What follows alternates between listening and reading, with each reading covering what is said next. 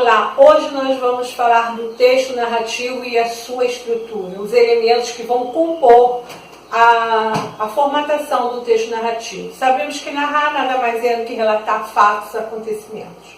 Quando eu faço esse relato, eu tenho a apresentação do fato, o conflito que vai existir dentro dessa discussão ali do meu fato, o clímax, que é o ponto alto, e por fim o desfecho, que seria a conclusão.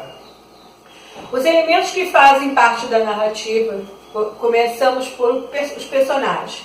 Os personagens dentro de uma narrativa tanto podem ser um protagonista como um antagonista. Então eu tenho o personagem principal e dentro do meu desenrolar da narração vai aparecer um outro que vai sempre combater esse personagem principal, que eu chamo de antagonista. Então o personagem protagonista é o principal e aquele que é o antagonista, às vezes tem mais de um antagonista. Então na história de Shrek nós vemos, né, ele como protagonista e o príncipe como antagonista.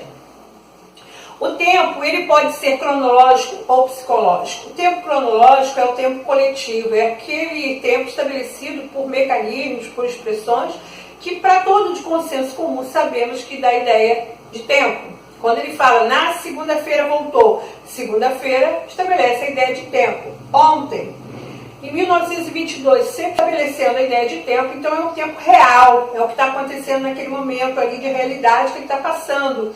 Então é o tempo social ou coletivo.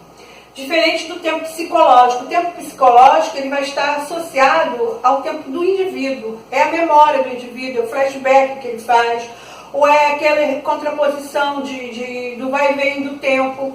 Então é o olhar de quem está relatando, do personagem, que vai estabelecer esse tempo psicológico. Então o real, o tempo cronológico, é concreto, expresso através de palavras, expressões que vão determinar no coletivo a ideia de tempo. O psicológico não, é como ele fala, né? Ele diz, dito isto, expirei às 2 horas da tarde. Ele está pensando, ele está relatando na memória dele o que tinha acontecido. Então isso chama-se tempo psicológico. O espaço também pode ser real ou psicológico. O que é um espaço real? É aquele espaço que aquele fato está acontecendo. Na fazenda, na rua, são espaços reais. Agora, o psicológico é o que está na memória do indivíduo. É aquilo que ele lembra. Então, ele vai mostrando as lembranças dele. Então, não está no plano real. E existe algumas narrativas que o espaço acaba sendo um elemento muito importante dentro dela. O livro Cortiço é um elemento assim.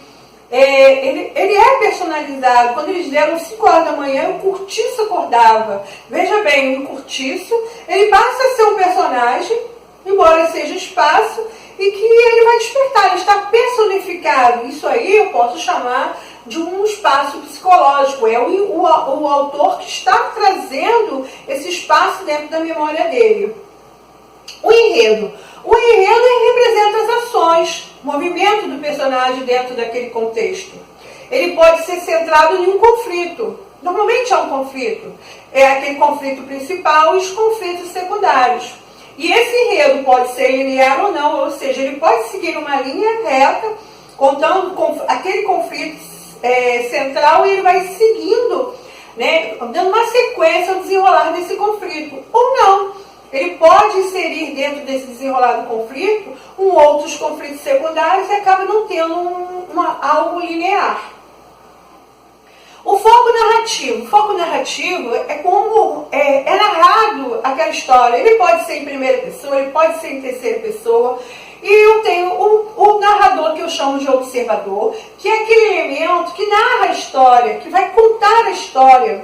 E ele, como ele é observador, ele é objetivo, ele é imparcial, ele está de fora da história.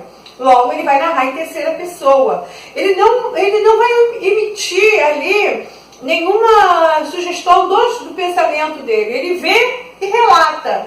Então, ele é imparcial, ele é razão. É o que ele está vendo, é o que ele vai relatar. Diferente do narrador-personagem. O narrador-personagem, ele está dentro, ele está inserido na história, ele está vivenciando aquele momento. Portanto, a condição dele, seja de protagonista ou não, vai trazer o subjetivismo. Já não vê com toda razão, ele está inserido ali na emoção porque ele está participando daqueles acontecimentos. Não importa a posição que ele esteja na história, desde o momento que ele está narrando algo que ele está vivenciando, ele passa a ser um narrador personagem e com isso ele emite ali sentimentos, o envolvimento emocional diante do desenrolar dos fatos.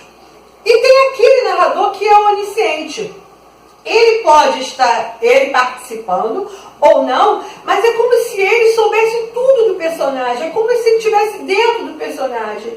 Ele emite opiniões, ele tem acesso aos pensamentos do personagem, sentimentos do personagem.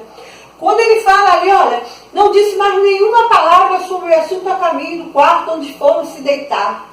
Ele está narrando algo e está colocando que é como se estivesse dentro do personagem. Veja lá, observava o começo da Rua dos Alfineiros como se esperasse alguma coisa. Então o personagem está lá observando, ele como narrador coloca ali a ideia de que ele está aguardando alguma coisa. Então isso passa a ser um narrador onisciente. É importante a gente saber essas características, porque quando vamos interpretar um texto, precisamos inicialmente saber que tipo de texto nós vamos fazer. E isso é muito pertinente, porque uma boa parte das questões do Enem são baseadas em interpretação de texto. Até a próxima.